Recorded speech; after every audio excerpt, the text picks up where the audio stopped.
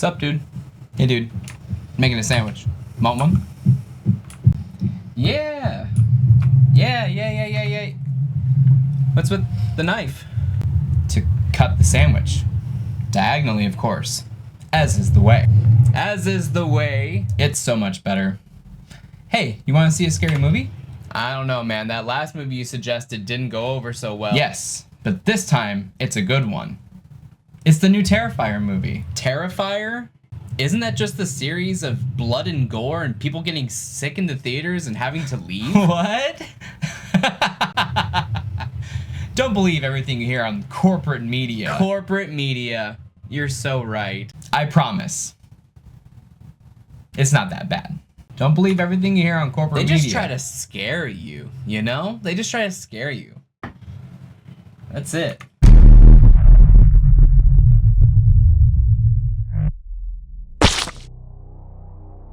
The Terrifier series to me is the new 80s slop gore slasher series, and it earns their reputation with hard work, creativity, and a love for the craft and genre. With Terrifier 2, Damien Leone gave the fans what they wanted, a protagonist to root for, and a story that brings in our beloved serial killer into something larger. While there were parts of Terrifier 2 that I do agree feel like they go too long, I was amazed at what Damien and the team came up with. A very likable character to cheer on, a battle of good and evil per se, and more censor-defying kills than you can shake a bloody knife to. It knew what it was and played the part, even including some of my favorite type of music, synthwave, to give it a real retro feel. The dialogue was pretty good, and the chemistry between characters was fantastic, making it even more tragic when Art the Clown starts tearing them apart. Literally. With the introduction of these supernatural elements, I was curious where the franchise was going to go. Turns out, it went to Christmas. Enter Terrifier 3.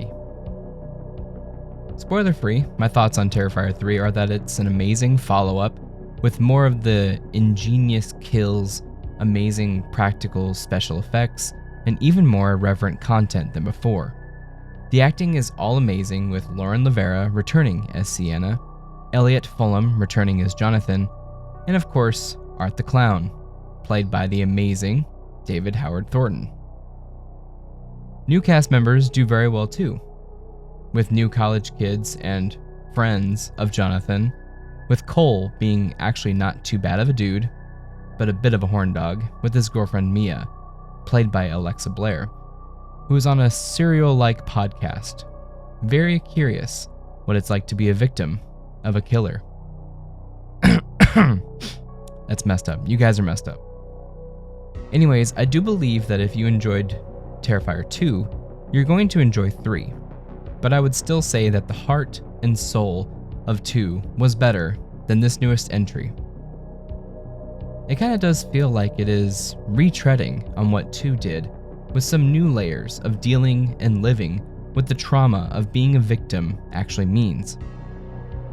Again, Lauren does amazing work. Let's see her in some other things too, and kick ass in the sequel here.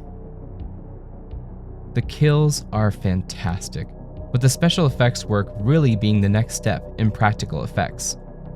So happy to see the cameo by the master Tom Savini. Let me know if you catch it. Wink, wink. If you enjoyed 2, go see 3. If you didn't, then I don't think this is for you. Stick to Blumhouse movies. Anyways, let's talk spoilers. I would love to hear from you about your thoughts on the movie, so please feel free to comment down below. Also, if you liked the video so far, feel free to subscribe and smash the like button to help the channel get new viewers. From the very first scene, this movie telegraphs exactly what it's going to be. F them kids. That's right, this isn't your mama's horror movie. Nobody is safe here, man. It really does show the stakes of what our characters are up against, and the showing of depravity that our villains are going to go through really shows the true threat. Art destroys a family on Christmas Eve nonetheless. By the way, not sure how this fits in with the timeline later, but let's roll with it. After the annihilation brutally with an axe, we get a flashback to show how our character got here. After that scene at the hospital, we flash forward to the present day again. We catch up with our heroes from Terrifier 2, Sienna and Jonathan. Sienna is getting checked out of a mental hospital. I want to say again, Lauren does such a great job of showing how this character is affected by what she had to go through.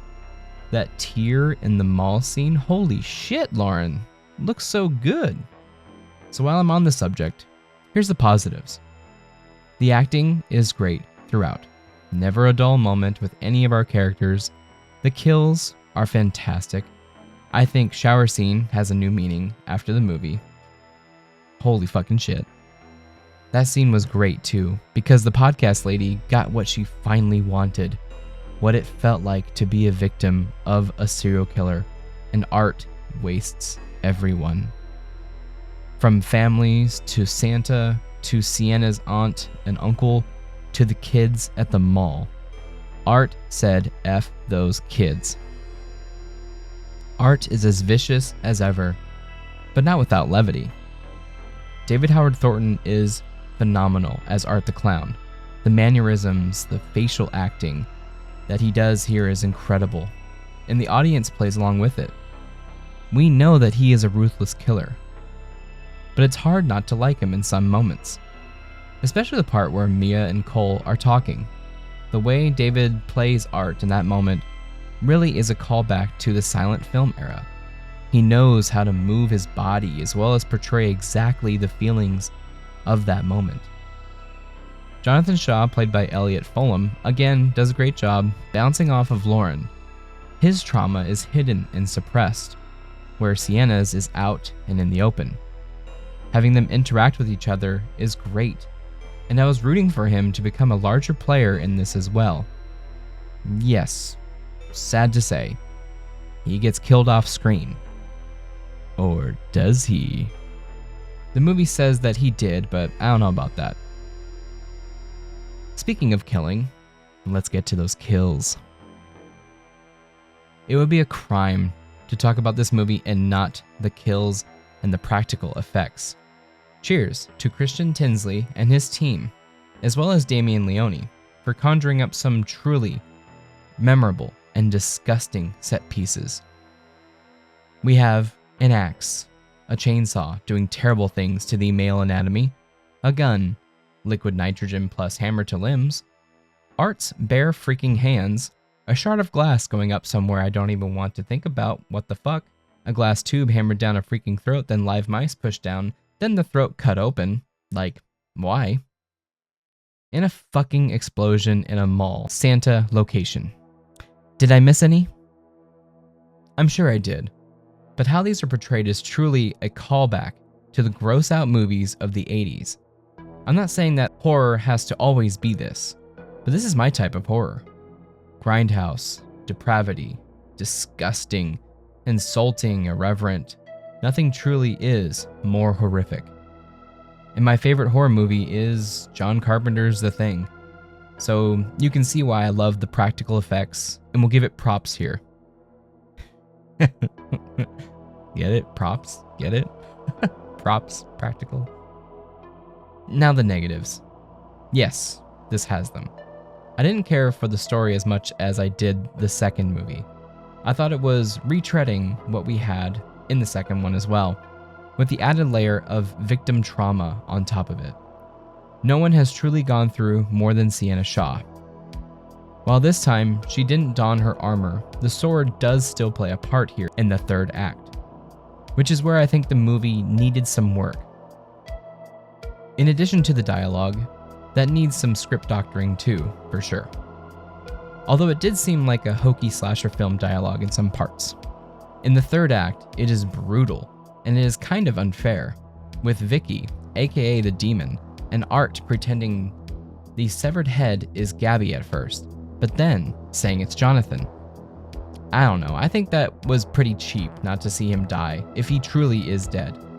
I want to believe that if it didn't happen on screen, then it didn't happen.